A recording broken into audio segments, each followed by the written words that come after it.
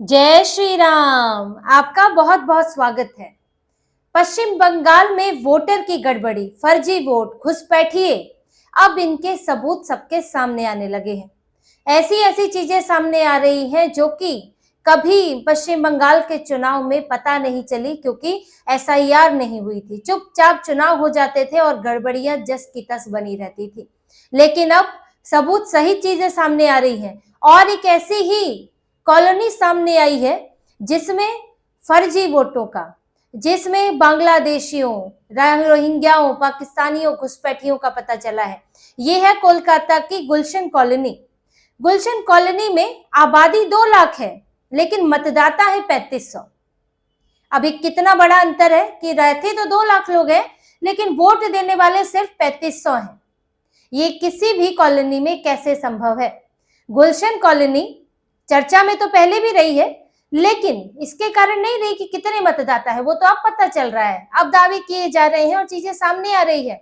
लेकिन ये कॉलोनी इस बात के लिए चर्चित रही है कि यहाँ पर कई आतंकी यहाँ से पकड़े गए हैं, यहाँ पर गोलीबारी होती रही है।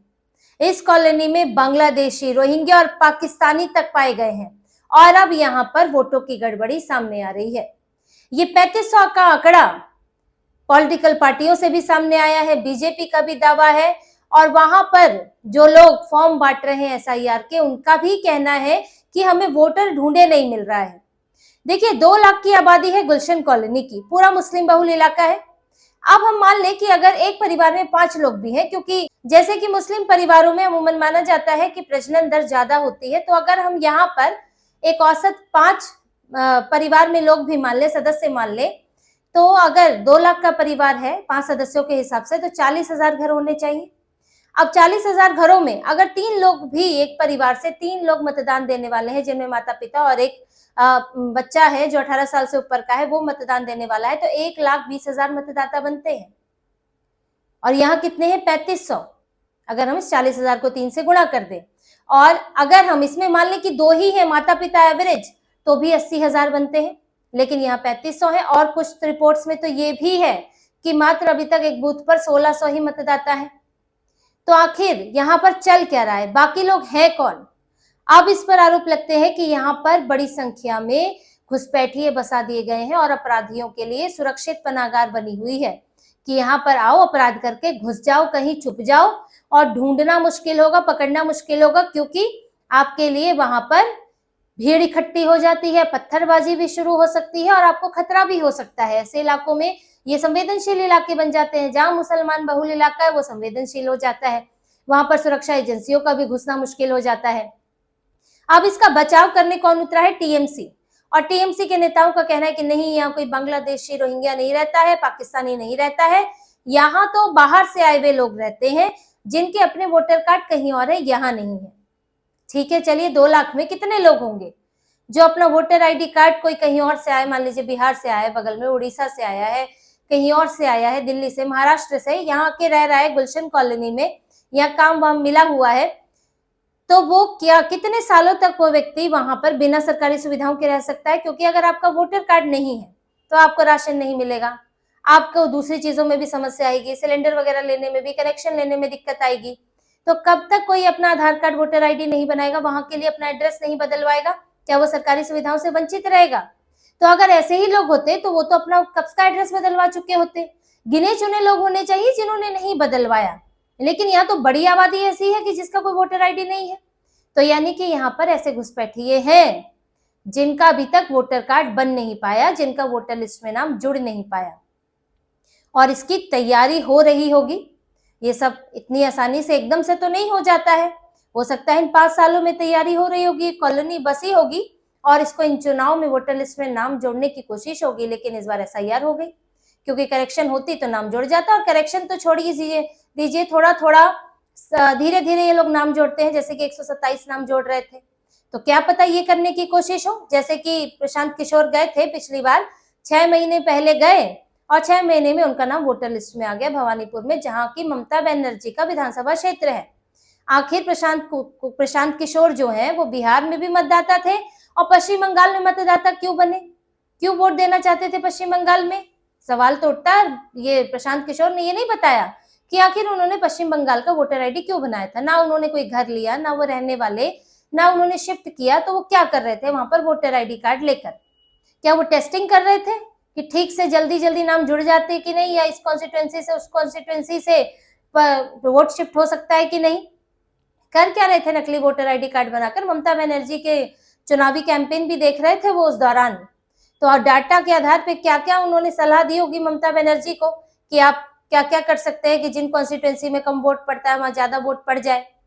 तो गुलशन कॉलोनी में भी यही करने का इरादा इनका रहा होगा कि धीरे धीरे यहाँ की जो घुसपैठी है उनको वोटर लिस्ट में जगह दी जाए, और जब तक जगह नहीं दे पा रहे हैं तब तक उनका इस्तेमाल किस अलग अलग तरीकों से हो सकता है, फर्जी वोट दिलवाने में भी हो सकता है। तो 3500 का आंकड़ा इसमें शक पैदा करता है कि आखिर बाकी लोग कौन है, कहां से आए हैं, और आज तक ममता बनर्जी की सरकार ने इसकी सुध क्यों नहीं ली कि गुलशन कॉलोनी में आखिर अवैध तरीके से रहने वाले कौन लोग हैं और इनकी जांच की जाए।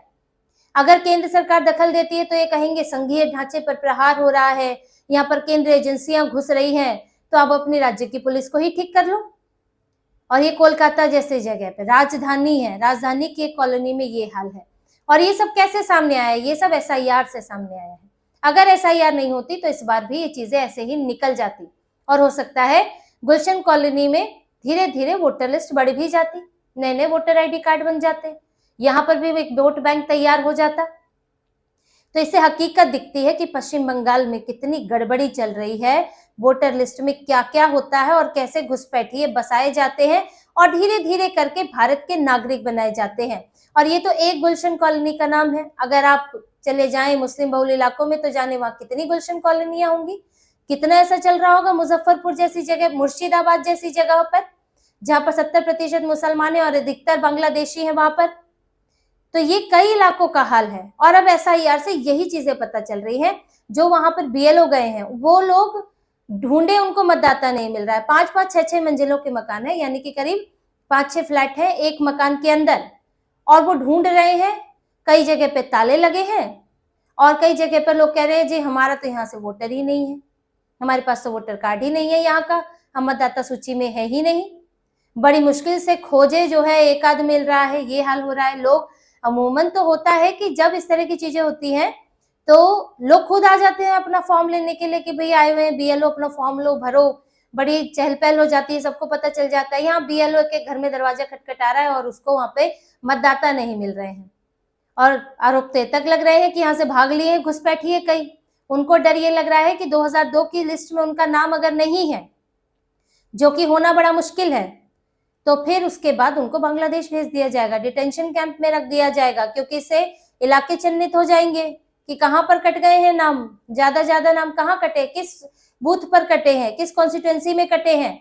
और अगर चिन्हित हो गए तो इसके लिए बाद मुश्किल हो जाएगी। और अगर भाजपा सरकार आ गई तो इनके लिए पश्चिम बंगाल, जो इनके लिए सुरक्षित जगह बना हुआ है कि घुसपैठिए आए, फले फूले, भारत के संसाधनों का बढ़िया इस्तेमाल करें, लोगों की नौकरियां खाएं, भारत के लोगों की अपराध फैलाएं, वो सब कैसे हो पाएगा।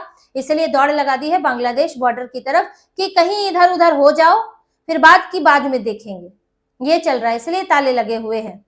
और ममता बनर्जी की परेशानी यही बना हुआ है कि ऐसे ऐसे जो गढ़ बना के रखे हुए थे उन गढ़ों में सेंध लग रही है, उन गढ़ों में सफाई हो गई है, वोटर लिस्ट का शुद्धिकरण हो गया है। तो वोटों का खेल कैसे होगा? अब कैसे गुलशन कॉलोनियों जैसी जगह पर नए वोटर लिस्ट में नाम चढ़ाए जाएंगे, कैसे घुसपैठियों का इस्तेमाल किया जाएगा? इसी दिक्कत के कारण इनके नेता आजकल भड़के हुए, कल्याण बनर्जी तो उटपटांग बयान दे रहे हैं, राज्यपाल तक पर बयान दे देते हैं कि राज्यपाल अपराधियों को छुपा रहे हैं, बीजेपी के एजेंट बने हुए हैं, तरह तरह के बयान दे रहे हैं। कुछ नेता, एक बार कल्याण बनर्जी शुभेंदु अधिकारी को बोल चुके हैं कि आओ कभी कोलकाता में अकेले आओ और यहाँ पर अकेले आओ और बता देना, उसके बाद देखते हैं अमित शाह तुम्हें यहाँ से कैसे निकाल पाता है। ऐसी धमकियां इनके नेता देते। ममता बनर्जी ने ये हाल बनाया है, कानून व्यवस्था का ये हाल है। तो यहाँ पर एसआईआर बहुत बड़ा बदलाव लाने वाली है, सबसे बड़ा वोटर शुद्धिकरण तो लगता है यही होने वाला है। और यही बात राज्यपाल ने की थी जिसमें कल्याण बनर्जी भड़क गए। राज्यपाल ने यही कहा था कि मतदाता सूची को साफ सुथरा करना है तो एसआईआर बहुत जरूरी है। अब एसआईआर हो रही है, अभी चुनाव आयोग की एक टीम वहां पहुंच रही है जो कि सीमावर्ती मुस्लिम बहुल इलाकों में जो जिले हैं, मुस्लिम बहुल जिले हैं, वहां पर समीक्षा करेगी कि कैसे काम हो रहा है, और उसमें चुनाव आयुक्त, मुख्य चुनाव आयुक्त ज्ञानेश कुमार खुद उस टीम का हिस्सा होंगे। जो शिकायतें आ रही हैं उन्हें देखा जाएगा कि शिकायतें कितनी जेन्युइन है, बीएलओ काम कर रहे हैं ठीक से कि नहीं कर रहे हैं, और यहाँ पर मतदाता सूची पर किस तरह से नाम जोड़े जा रहे हैं, फॉर्म दिया जा रहा है और फॉर्म के साथ क्या क्या दस्तावेज आ रहे हैं, ये सारी चीजें एक समीक्षा की जाएगी। वहां के जिला निर्वाचन अधिकारी, जिला पंजीकरण अधिकारी, सबसे बैठक की जाएगी। तो चुनाव आयोग खुद पैनी नजर बनाए हुए हैं, समीक्षा के लिए बार बार आ रहे हैं, पहले भी आए थे। बिहार में ये सब नहीं हुआ था, सीमावर्ती इलाकों में, सीमांचल में, वहां भी खूब मुसलमान है, घुसपैठिए हैं, लेकिन संख्या कम है, और वहां पर सरकार की तरफ से ये घुसपैठियों को बसाने की कोशिश नहीं होने वाली थी। वहां पर भी कटे थे, पूर्णिया, किशनगंज, अररिया, इन सब से 1.5 लाख 2 लाख वोट कटे थे मुस्लिम जिलों से, क्योंकि यही सब होता है, फर्जी नाम चढ़ते हैं या रिपीटेड नाम है उनके नाम पर फर्जी वोट डलते हैं, तो वो सब कटा है। और अब यहाँ पर पश्चिम बंगाल में होने वाला है, इसीलिए दस्तावेज बनाने की होड़ लगी हुई थी।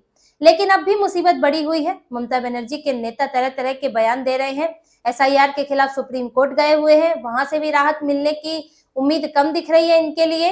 तो अब ममता बनर्जी एसआईआर से तो घिरी हुई है, साथ ही जब लोगों के सामने ये गुलशन कॉलोनी जैसी चीजें सामने आती हैं, बांग्लादेश में कैसे घुसपैठिए भाग रहे हैं सामने आता है, तो पश्चिम बंगाल के लोगों की भी आंखें खुलती हैं, खुलनी ही चाहिए कि आपके प्रदेश में हो क्या रहा है। बढ़ते बढ़ते सीमावर्ती इलाकों से कलकत्ता राजधानी और फिर और आगे कहां कहां तक पहुंच रहे हैं घुसपैठिए, और बंगाल को खा रहे हैं, बंगाल को बांग्लादेश ही बना रहे हैं, और फिर वही होगा जो 1947 में हुआ था। और ममता बनर्जी, टीएमसी, ये जो सरकार है, ये आंखें मूंदे बैठी हुई है।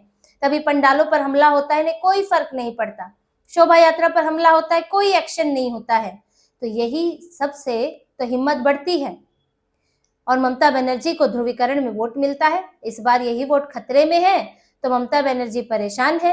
लेकिन अब जैसे जैसे एसआईआर बढ़ेगी और चीजें सामने आएंगी, क्या पश्चिम बंगाल में चल रहा है, ऐसी और कॉलोनियां सामने आ सकती हैं, और शुद्धिकरण हो सकता है। इन कॉलोनियों में वोटर लिस्ट में 3500 मतदाता हैं, तो 3500 ही रहेंगे, या जितने भी हैं उतने ही रहेंगे। अब वहां आप फर्जी तरीके से नहीं बढ़ा सकते। तो एसआईआर ने बहुत बड़ा बदलाव किया है पश्चिम बंगाल में, और ममता बनर्जी के लिए चुनौती पैदा की है। टीएमसी के लिए अब ये सब दूसरे तरीकों से सत्ता में आना बड़ा मुश्किल लग रहा है, और बीजेपी पूरी तैयारी के साथ उतर रही है। बिहार में जीती है, पश्चिम बंगाल भी जीतने की कोशिश में है। तो इस बार ममता बनर्जी के लिए बड़ी विपरीत स्थितियां हैं, और ऐसे में वो बस, उनके नेता हंगामा कर रहे हैं, चिल्ला रहे हैं, ध्रुवीकरण की कोशिश कर रहे हैं, और ममता बनर्जी एसआईआर को कैसे भुनाऊं, इसकी नीति तैयार करने में लगी है। तो इसी तरह की और खबरें और विश्लेषण आपके लिए लाते रहेंगे, हमसे जुड़े रहिए, सब्सक्राइब कीजिए, कमेंट कीजिए। बहुत बहुत धन्यवाद। जय श्री राम।